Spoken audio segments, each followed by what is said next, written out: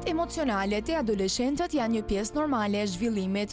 Për shkak të ndryshimeve hormonale, stresit të shkollës dhe kërkimit të identitetit, për prindërit, mënyra e duhur e reagimit mund të ndihmojnë në menaxhimin e situatës dhe në mësimin e vetkontrollit të adoleshenti. Prindërit duhet të ruajnë qetësinë dhe të mos reagojnë me nervozizëm ose kritika, pasi kjo vetëm e intensifikon situatën. Të dëgjuarit me vëmendje dhe validimi i ndjenjave, për shembull, duke thënë, e kuptoj që je i zemëruar, ndihmon adoleshentin të ndjehet i dëgjuar dhe i kuptuar. Vendosja e kufive të qartë është po aq e rëndësishme. Inkurajimi i mënyrave të shëndetshme për të qetësuar emocionet ndihmon shumë. Prindërit duhet të mos e marrin personalisht shpërthimin, sepse shumë shpesh ai lidhet me stresin ose frustrimin e adoleshentit, jo me veprimet e tyre. Nëse shpërthimet janë të shpeshta, shumë intensive ose shfaqin shenja depresioni, ankthi ose agresioni të tepruar, është e këshillueshme të kërkohet ndihmë nga një psikolog ose këshilltar profesional.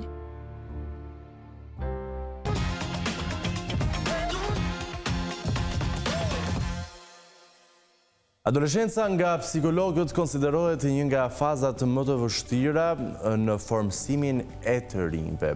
Për shkak të 1000 arsyeve, këtu fortunat emocionale, fortunat e mendimeve që praktikisht kthehen në një ngarkesë shumë të madhe tek të rinjt.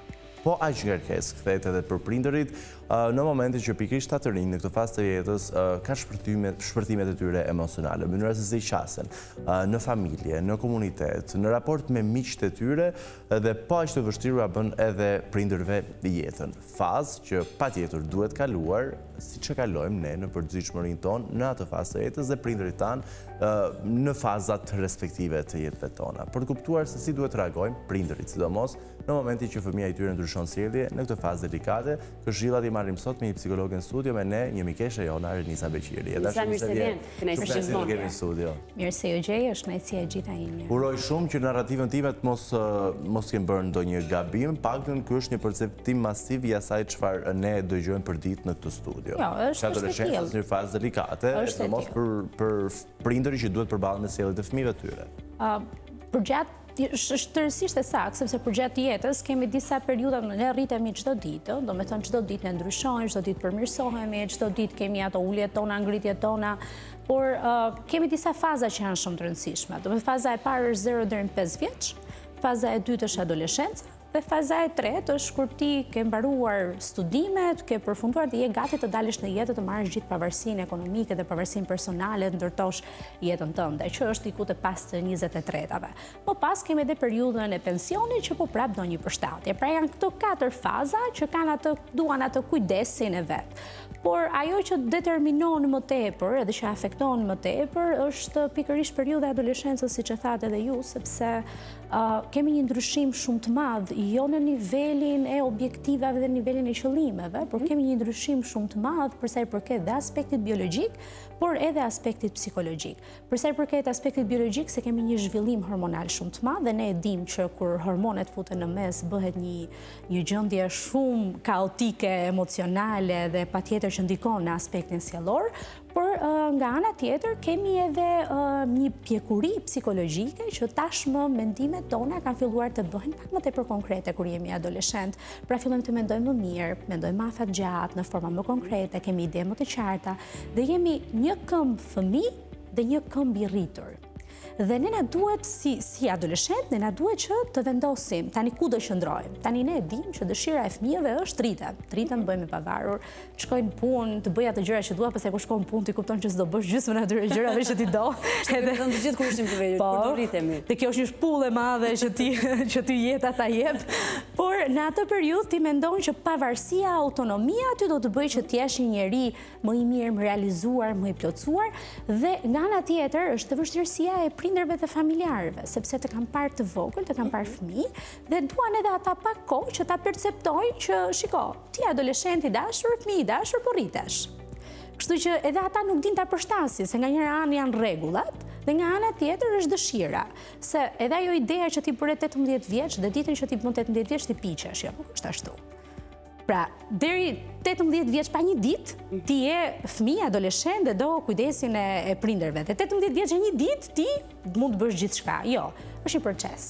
Dhe ky procesi do një energji shumë të madhe nga vetë adoleshenti, por edhe nga familjarët. Ernisa, ka disa momente ku në kulmin e zemërimit, fëmijët u thonë prindërve fjalën e fundit të parën. Si do të reagojnë prindrit? Djali, babajt, vajza, nënës, ku ndonjëherë dinamika është dhe më e fortë.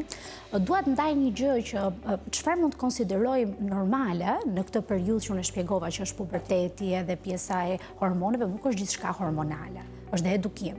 Dhe procesi e edukimit nuk nis vetëm në periudhën e adoleshencës, kur fëmia fillon edhe lulëzon dhe artikulon mendimet e veta.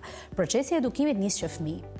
Dhe një person që ka qenë i kujdesshëm, dy prindër që kanë qenë të kujdesshëm për gjatë gjithë periudhës jetës, gjasat janë që në adoleshencë ta menaxhojnë fëmijën e vet, do ta kuptojnë fëmijën e vet, pavarësisht shpërtimeve dhe ndryshimeve që mund të ketë. Dhe unë dua të ndaj çfarë është normale dhe çfarë është jo normale në këtë periudhë.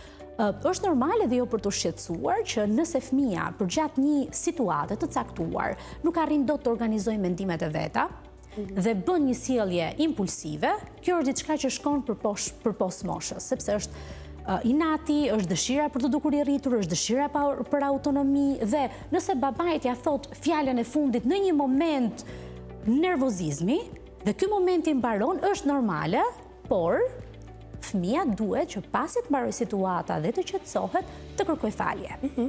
Dhe të ndryshoj sjellje. Nëse kjo sjellje e cila ndodh tani përsëritet në mënyrë të vazhdueshme sa herë që ka debat, apo edhe si një shqetësim krejt i papritur, pra adoleshenti ka diçka në mendjen e vet dhe thjesht vjen dhe bën sjellje agresive, thyen gjëra, thot fjalën e fundit, e bën stil jetese, këtu kemi diçka për tu shqetësuar. Kur kemi zhvillim shumë të madh hormonal dhe ngacmim shumë të madh neural, është shumë e vështirë që trurit ta bëjë atë perceptimin, duhet të reagoj tani apo të mendohem dhe të kthehem 3 hapa mbrapa, se është e vështirë të kuptosh se çfarë po i bën ti prindit tënd me fjalën që ti thua. Kështu që në një moment shumë të madhe agitimi dhe një situatë shumë të madhe mërzie, nuk duhet që fëmijës i bëhet presion ti tani, pra fëmia ulëre dhe ti të ulërasësh mbi fëmijën. Nëse fëmia po ulëret, në atë moment është mirë që prindi të pushoj dhe mbasi situata të përfundoj të thotë ti nuk ke të drejtë që të ngresh zërin aq shumë në shtëpi dhe nuk ke të drejtë të ofendosh, por ti ke të drejtë të thuash mendimin tënd. Pra, ndërgjegjësimi dhe ndërhyrja bëhet pasi është momenti i agjitimit. Nëse fëmia vërtet dhe prindi vërtet, atëherë nuk shkohet asgjë kundi. Dhe nëse kjo gjëja do bëhet stil jetese, pra në çdo debat do filloj me ulërima dhe duhet ta mbuloj të jetë fëmia, adoleshenti i fundit që e mbyll debatin, kjo pastaj është patologji dhe këtu duhet parë si duhet komunikuar me këtë adoleshent. Lerisa, duhet bëm pak populist, edhe duhet shkoj tek mendësia familjeve shqiptare. Prindër të cilët s'duan t'i lejojnë fëmijët e tyre adoleshent të dalin me shoqërinë e tyre. A ka një formë komunikimi dhe se si mund t'i bindin këta adoleshent, sepse reagimi impulsiv është reagimi i parë që prindi merr nga fëmia i vet. A ka një mënyrë se si, nëse e kuptova qartë, a ka një mënyrë se si të bindin fëmijën që të mos dalë me... Sepse prindi është më të arsyeshme, që fëmia nuk duhet të dalë në një orë të vonë, është adoleshent. Po, në një orë të vonë, okej, sepse nuk ka, domethënë nëse bëhesh e fjalë për një rutinë, sepse ta ndash fëmijën në një rutinë të ditës, ku të gjithë shokët dhe shoqet shkojnë diku, dhe ti e ndan, domethënë atëherë ajo fëmia bullizohet adoleshenti, ndërsa jashtë normave është ajo që nuk e di nëse këtu e kam thënë, por është ajo që ne bëjmë një gabim në edukimin e fëmijëve.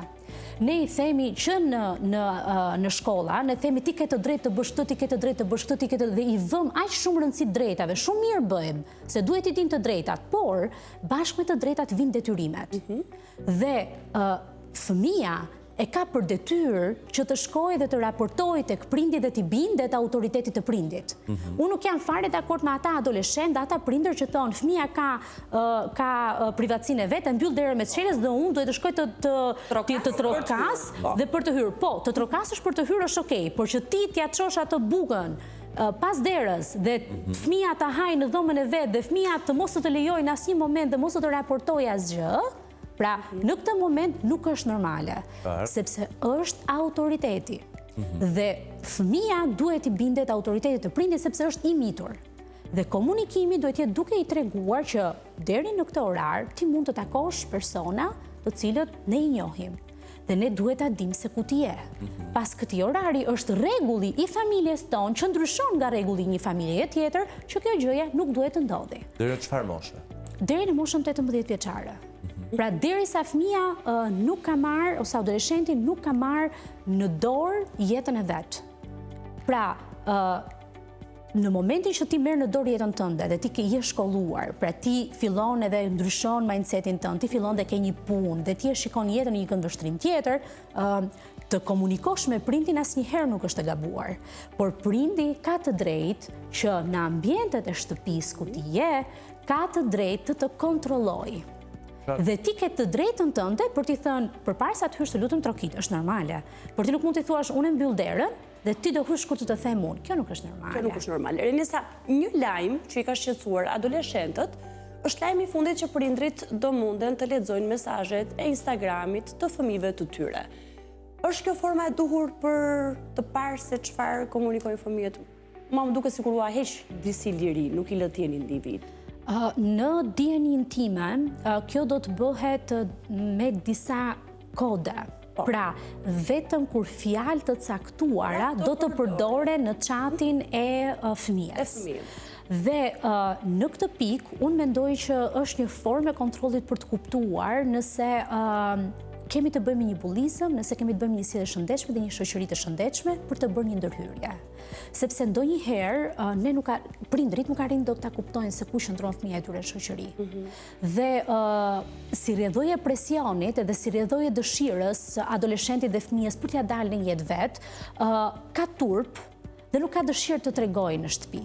Kështu që jam kundër nëse prindi do të hyjë dhe do lexojë gjithçka. I merr telefonin dhe lexon gjithçka, sepse duhet të ndërtohet besimi. Besimi është ajo që e mban një raport, nuk e mban kontrolli patologjik. Por nëse do të shkojë njoftime, për shembull përdoret një fjalë jo e përshtatshme, pra që mund të jetë bullizuese dhe ofenduese, apo një fjalë e cila normat kulturore nuk e lejojnë dhe normat e shoqërisë nuk e lejojnë. Nëse kjo I shkon si sinjal prindit, nuk ka nevojë që prindi ta marrë telefonin dhe t'i thotë ma trego bisedën, por I thotë, "Ok, çfarë po ndodh?" Dhe kështu ti je më afër me fëmijën tënd. Kështu nuk është e gabuar që prindi të di se si shkojnë disa biseda me red flags, pra që do të thotë, nëse një bisedë është normale, nuk I vjen prindit njoftimi. Njoftimi, e qartë. Pra nuk I vjen prindit njoftimi. Kur janë këto fjalë, kur përmenden Po, janë disa fjalë të cilat unë mendoj që edhe ju do shqetësoheshit nëse përdoren për dikë. Janë këmban alarmi dhe po punohet që të bëhet edhe në gjuhën shqipe kjo.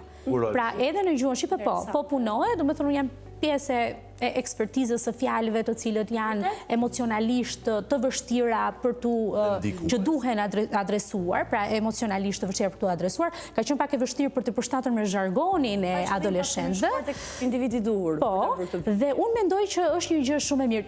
Dhe jo pa arsye jam bërë pjesë sepse mendoj që është diçka shumë e mirë, por vetëm kur bëhet fjalë për fjalë. Dhe ne japim mundësinë prindit të ndërtojë një urë komunikimi të shëndetshme me fëmijën. Pra jo ti marr telefonin dhe hajde më tregoti mu bisedën se do të kuptosh kurrë bisedën. E fundit, a duhen prindërit t'i njohin shokët dhe shoqjet e fëmijëve të tyre? Po. Pse? Po. Është e nevojshme që jo vetëm për adoleshentët dhe fëmijët, por edhe për të rriturit, për të rritur sigurinë dhe për të rritur marrëdhënie dhe për të ditur se ku qëndron fëmia në një X kohë, është e rëndësishme të dihet ku është dhe me kë është. Nuk jam dakord që prindi të shkojë nga mbrapa, sepse ose lëre fëmijën të shkojë dhe jepi lirinë dhe besimin, dhe ti e di me kë është dhe je I e qetë, ose mos e lejoj që të dali. Pra, unë nuk jam që të shkosh dhe të ndjekësh, por patjetër që po, është detyrim moral dhe është po ashtu edhe në rregulla, në kodet. Është detyrim që fëmia duhet ti jap një informacion në lidhje me vendodhje, sepse nëse ndodh diçka, se është kjo, ndodhi diçka, fëmia ka kapacitetin për ta zgjidhur? Jo. Pra, përgjegjësia e përbashkët, gabimi I përbashkët, përgjegjësia e përbashkët, gabim I vetëm përgjegjësi individuale, mban dot fëmia përgjegjësinë vetëm? Nuk e mban dot. Atëherë do kërkoj prindin. Po si do t'i vinte fëmijës që prindi mos shkojë t'ia jap ndihmën? Prandaj prindër, njihni shokët e shoqjet e fëmijëve tuaj dhe këto. Jeni prindër autoritar. Me shumë vite eksperiencë. Faleminderit shumë. Kënaqësia ime. Bëhemi gati që pas pak të flasim për flokët.